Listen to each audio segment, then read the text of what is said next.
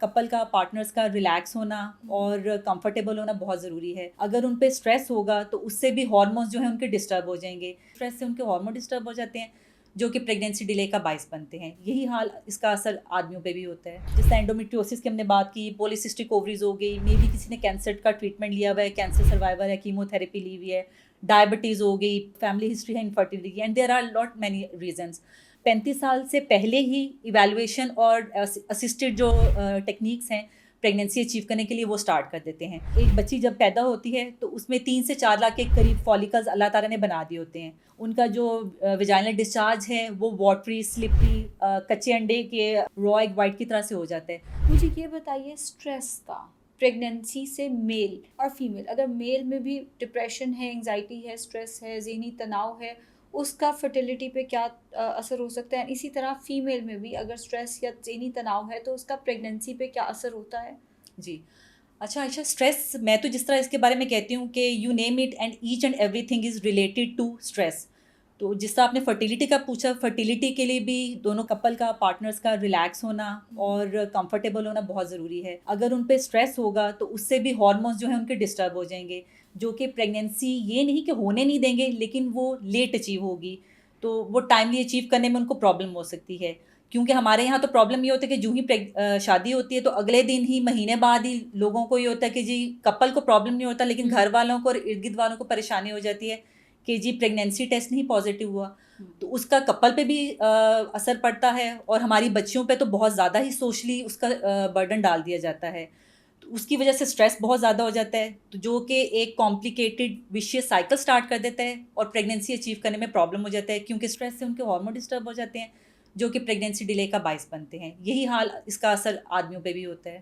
تو ویسے کیا ایک ٹائم کیا ہوتا ہے کہ کتنے عرصے تک جو ہے وہ پریگنینسی ہو جانی چاہیے, یا اس کا کوئی ٹائم نہیں ہوتا شادی کے بعد؟ Ayesha, this is a very valid question. Actually اس میں پہلے تو کیٹیگرائز کرنا ضروری ہے کہ جس طرح آج کل ایک ڈفرینٹ پیراڈائم آیا ہوا ہے, سارے ورلڈ وائڈ سارا سوشل ہمارا سیٹ اپ ہی چینج ہو گیا ہوا ہے.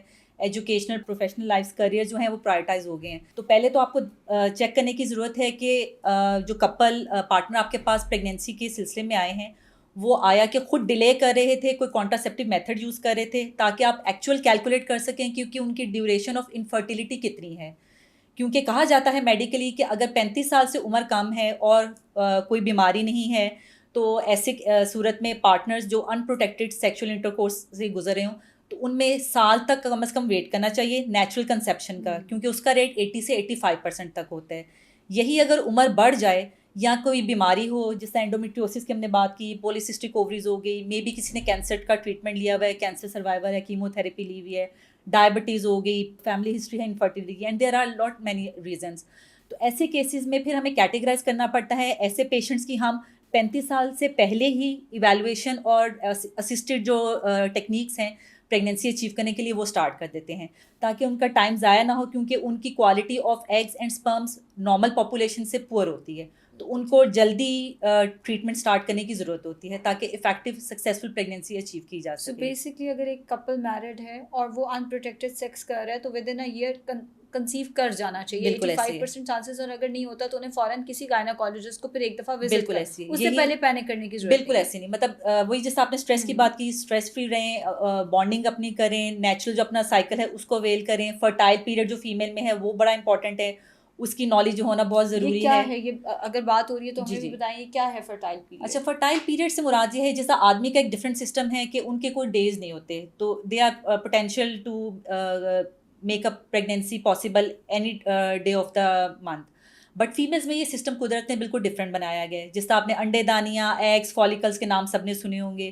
اس میں یہ ہوتا ہے کہ ایک بچی جب پیدا ہوتی ہے تو اس میں 3 سے 4 لاکھ کے قریب فالیکلز اللہ تعالیٰ نے بنا دیے ہوتے ہیں جو کہ ویسے ہی سائلنٹ, آپ کہہ دیجیے سائلنٹ پڑے رہتے ہیں اووریز کے اندر. اب یہ بچیاں جب بلوغت کو پہنچتی ہیں, یعنی کہ جب مینسٹرل سائیکل ایزیوم کرتی ہیں, مینارکی ان کی ہوتی ہے جو کہ ایوریج ایج ہے 12 to 13 ایئر, تو یہ انڈے ہر مہینے گرو کرتے ہیں 6 سے 7 آپ کہہ لیجیے, لیکن ان میں سے ایک خاص ایک فالیکل ہوتا ہے جو ایک بڑا سائز ایزیوم کرتا ہے, اور مڈ سائیکل میں یعنی پیریڈ آنے کے 14 دن پہلے انڈے دانی میں سے انڈا خارج ہوتا ہے, یعنی فالیکل باہر نکلتا ہے اور اوویلیشن ہو جاتی ہے.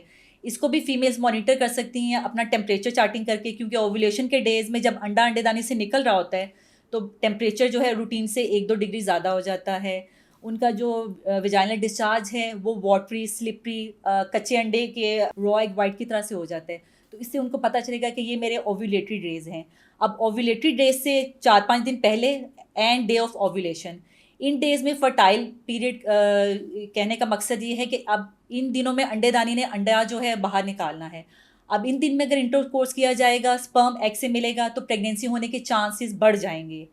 تو اس کو ہم فرٹائل ونڈو کہتے ہیں. اس کو اویل کرنا ضروری ہے، بلکہ کپلس کو کہا جاتا ہے کہ during the fertile period every 2 to 3 days اگر یہ ایکٹ کیا جائے تو there are maximum chances to attain a pregnancy. بالکل ٹھیک ہے، زبردست.